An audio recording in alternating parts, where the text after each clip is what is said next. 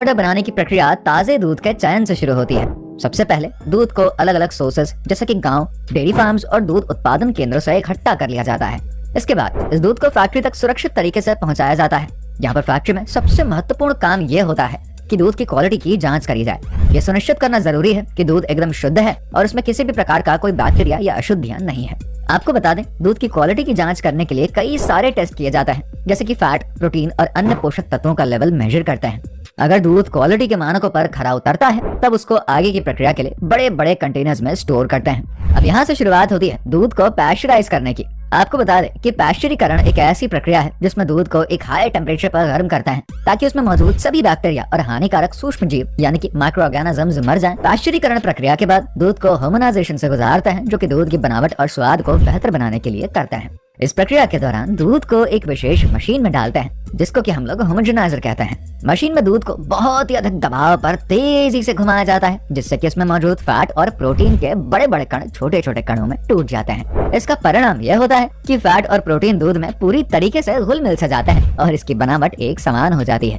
Homogenization का main purpose ये सुनिश्चित करना है कि दूध में मलाई न जमने पाए। आपने देखा होगा कि बिना होमोजेनाइजेशन वाले दूध में कुछ समय बाद मलाई की परत ऊपर जम जाती है, लेकिन इस प्रक्रिया के बाद ऐसा नहीं होता है। छोटे छोटे फैट कण दूध में समान रूप से वितरित हो जाते हैं, जिससे न केवल मलाई जमने की समस्या खत्म हो जाती है, बल्कि दूध एकदम स्मूथ और क्रीमी बनावट वाला हो जाता है। इसके साथ ही दूध का स्वाद भी एक जैसा ही महसूस होता है, क्योंकि फैट और प्रोटीन पूरी तरीके से घुल मिल जाते हैं। अब ये अगली प्रक्रिया जैसे कि स्प्रे ड्राइंग, इसके लिए भी दूध को तैयार करते हैं, जो कि मिल्क पाउडर बनाने की दिशा में एक बहुत ही अहम कदम होता है। इसके बाद मिल्क को गाढ़ा करने की प्रक्रिया जैसे कि एवापोरेशन प्रोसेस कहते हैं। इस स्टेप में दूध को गाढ़ा किया जाता है ताकि उसमें से पानी की मात्रा कम हो जाए और पाउडर बनाना आसान हो। इसके लिए दूध को एक खास तरह के चेम्बर में डालते हैं, जिसको कि एवापोरेशन चेम्बर कहते हैं।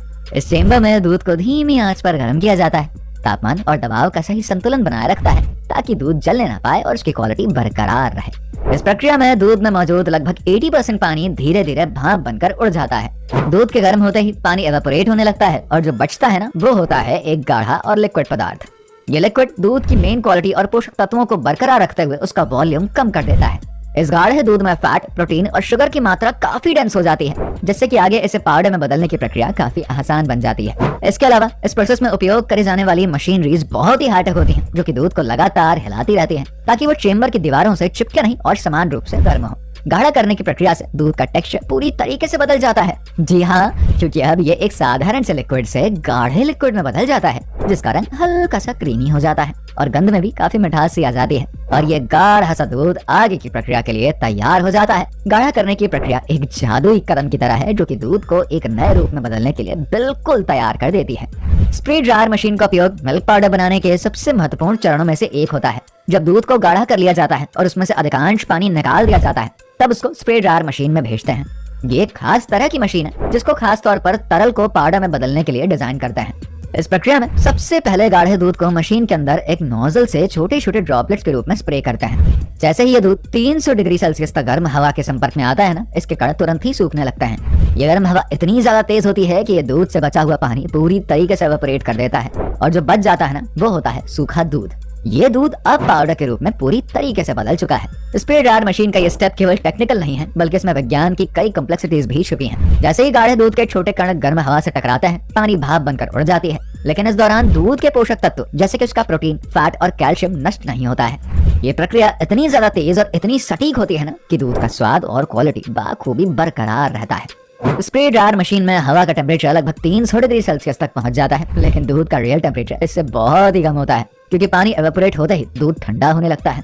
इस प्रक्रिया को इस तरीके से डिजाइन करते हैं कि दूध का पोषण नष्ट ना हो। जैसे ही दूध पूरी तरीके से सूख जाता है, ये मशीन के नीचे एक कंटेनर में गिरता है, जहाँ पर इसको इकट्ठा करता है। इस पाउडर का रंग हल्का सा पीला होता है और इसका टेक्सचर बेहद ही फाइन और काफी स्मूथ होता है। स्प्रे ड्रायर का इस्तेमाल केवल मिल्क पाउडर बनाने में नहीं होता, बल्कि इसका उपयोग दूसरे कई सारे प्रोडक्ट्स जैसे कि कॉफी पाउडर और बेबी फॉर्मूला बनाने में भी करते हैं। ये प्रक्रिया न केवल तेज है, बल्कि बड़े पैमाने पर प्रोडक्शन के लिए भी बेहद ही खास मानी जाती है। मिल्क पाउडर बनाने की प्रक्रिया का आखिरी और सबसे महत्वपूर्ण चरण है टेस्टिंग और पैकेजिंग। जब मिल्क पाउडर पूरी तरीके से तैयार हो जाता है, तब उसको सीधा बाजार में नहीं भेजते हैं। सबसे पहले उसकी टेस्टिंग करी जाती है। ये कंफर्म करना बेहद ही जरूरी है कि पाउडर हाई क्वालिटी का हो, इसमें कोई भी खराबी ना हो और ये कंज्यूमर्स के लिए पूरी तरीके से सुरक्षित हो।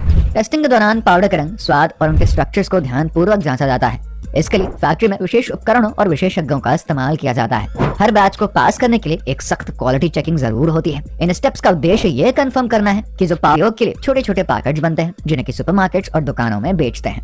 पैकेजिंग प्रक्रिया के दौरान हर पैकेट को इस तरीके से सील करते हैं ताकि उसमें कोई भी मॉइस्चर न पहुंचे। नमी मिल्क पाउडर की सबसे बड़ी दुश्मन होती है क्योंकि ये पाउडर को खराब कर सकती है, इसीलिए पैकेट को एयर टाइट बनाते हैं। इसके अलावा हर पैकेट पर उसके प्रोडक्शन की तारीख, एक्सपायरी डेट और दूसरी जरूरी जानकारियां छाप दी जाती हैं ताकि इसको खरीदने वाले लोग इसे सुरक्षित रूप से इस्तेमाल करें। अब पैकेजिंग के बाद इन पैकेट्स को फैक्ट्री से दुकानों और सुपरमार्केट्स तक भेज देते हैं। यही वो जगह है जहाँ से ये पैकेट्स आपकी रसोई तक